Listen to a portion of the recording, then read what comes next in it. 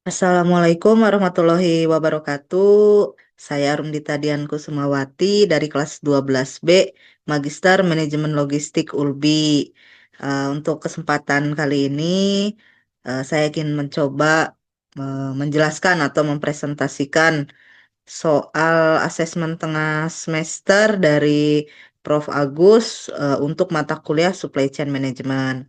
Untuk mempersingkat waktu, langsung aja kita mulai dari deskripsi masalah studi kasusnya. Jadi PT Indo Supply itu sebuah perusahaan pemasok komponen elektronik untuk industri perakitan menghadapi fenomena bullwhip effect dalam rantai pasoknya.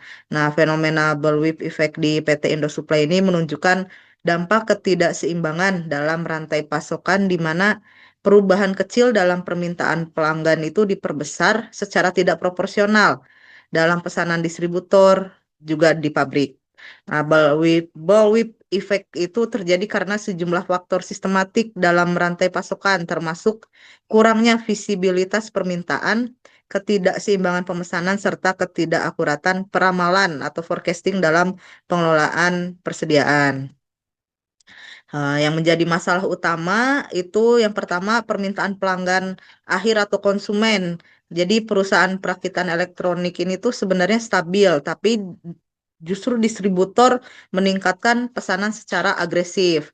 Nah, yang kedua itu pabrik memproduksi berdasarkan pesanan distributor, bukan permintaan dari pelanggan. Akibatnya kelebihan stok itu biaya logistik meningkat dan resiko kerugian finansial. Nah, aspek apa saja yang terdampak itu ada persediaan yang overstock, produksinya tidak efisien, distribusinya itu tidak akurat, serta keuangannya pasti akan membengkak karena biaya operasional dan juga logistiknya. Nah, hubungan dengan pelanggan itu adanya potensi gangguan dari layanan. Nah, untuk kronologi masalahnya, ini adalah analisa data dari pola pemesanan yang terjadi dari bulan Januari 2023 sampai dengan Mei 2023. Jadi di bulan Januari itu sebenarnya distribusinya masih normal dan produksinya itu menyesuaikan. Di bulan Februari distributornya mulai antisipasi lonjakan. Makanya pesanan distributornya ada peningkatan. Nah, untuk yang bulan Maret itu ada kesenjangan yang mulai terlihat karena demand atau permintaan pelanggan itu hanya berkisar di 50 unit, sedangkan distributor itu memesannya itu lebih dari bulan sebelumnya, yaitu 62 unit. Pabrik itu melebihi pesanan distributor juga, mungkin eh, apa dalam teorinya supaya tidak kekurangan hasil produksi. Makanya pabrik itu memproduksi sampai dengan 66 unit. Nah, di bulan April itu untuk permintaan pelanggan sebenarnya masih stagnan, dia di angka 50-an unit. Sedangkan distributor dia mulai mengurangi sedikit pesanan jadi 60 unit. Nah, sedangkan produksi pabrik ini melonjak meski permintaannya tetap. Di bulan Mei itu permintaan pelanggan ada sedikit kenaikan. Tapi masih bisa dibilang itu stabil dengan bulan-bulan sebelumnya yaitu 51 unit. Distributor sudah mengurangi pesanan juga walaupun hanya sedikit.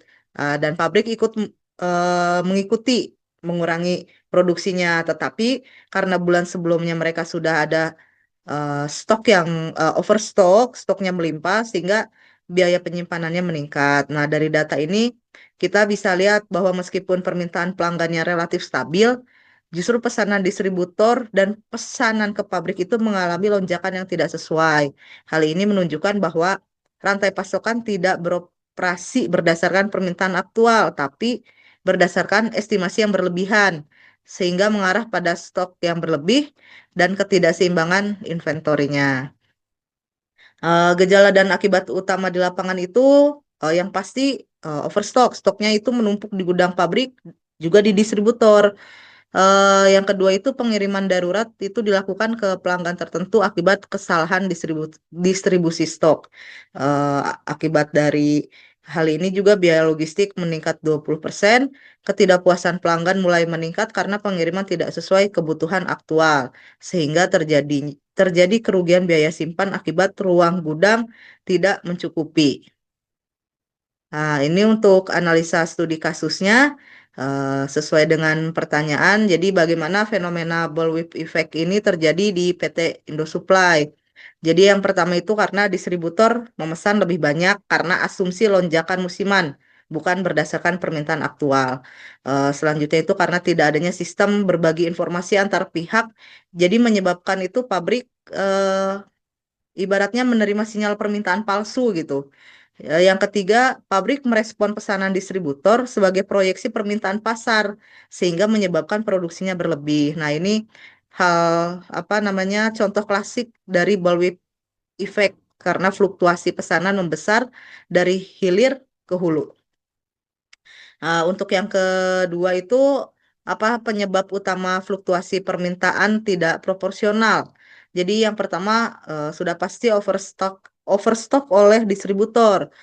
Distributor itu mengantisipasi lonjakan permintaan tetapi tidak memiliki mekanisme feedback real time dari pasar akhir atau dari pelanggan konsumen gitu ya. Yang kedua itu lead time yang panjang. Jadi ketika distributor mengajukan pesanan dalam jumlah besar, pabrik itu memproduksi berdasarkan jumlah tersebut tanpa mempertimbangkan fluktuasi di tingkat pelanggan.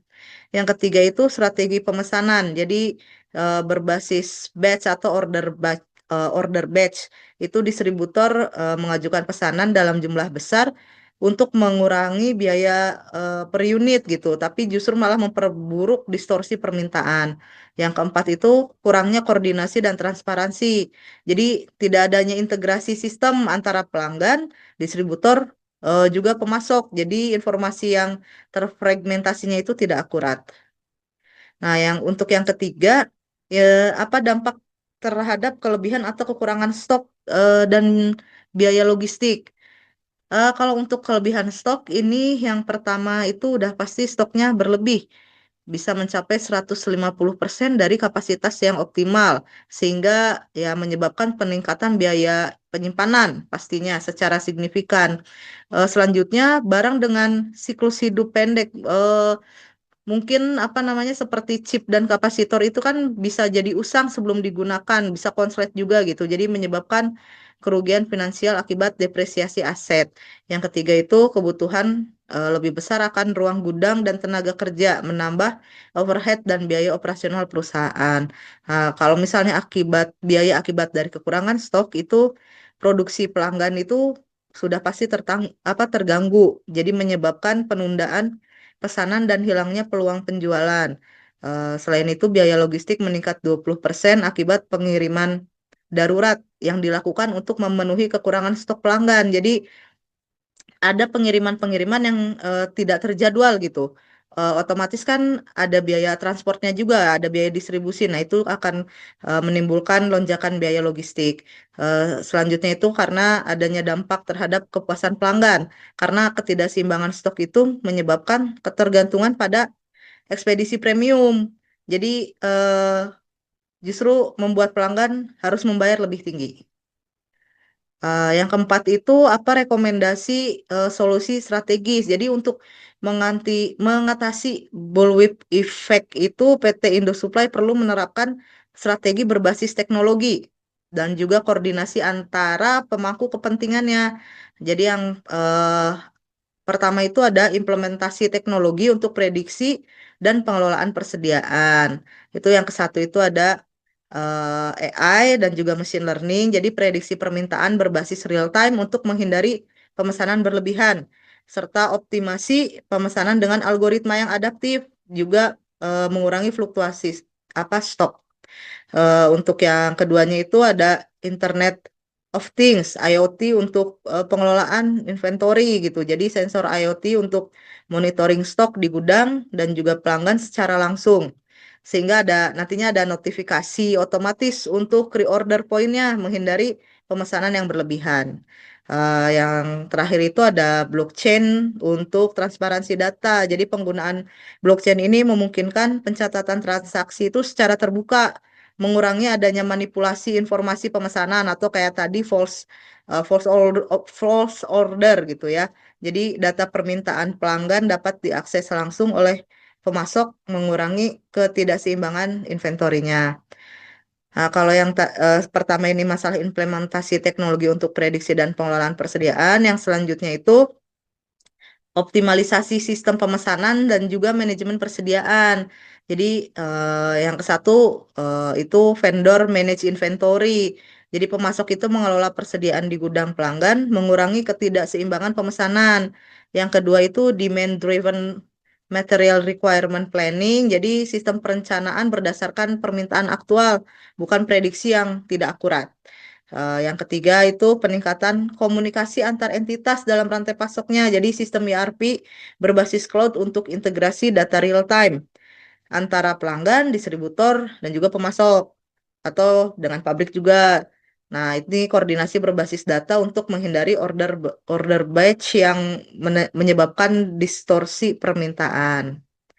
Nah, untuk yang kelima atau yang terakhir ini, apa hasil simulasi jika kebijakan diterapkan? Jadi kita bagi dua, mungkin dua pandangan gitu ya. Jadi yang pandangan pertama itu masalah ekspektasi perubahan pola pemesanan. Jadi dia pesanan distributor lebih sinkron dengan permintaan pelanggan. Pesanan ke pabrik juga lebih stabil tanpa lonjakan yang berlebihan.